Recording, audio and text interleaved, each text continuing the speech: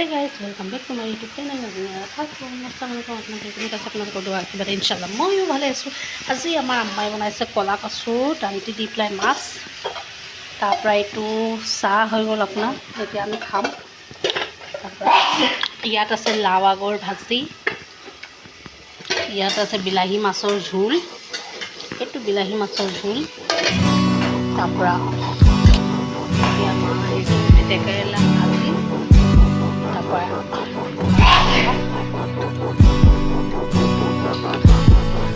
এফালে আছে পুদিনা চাটনি।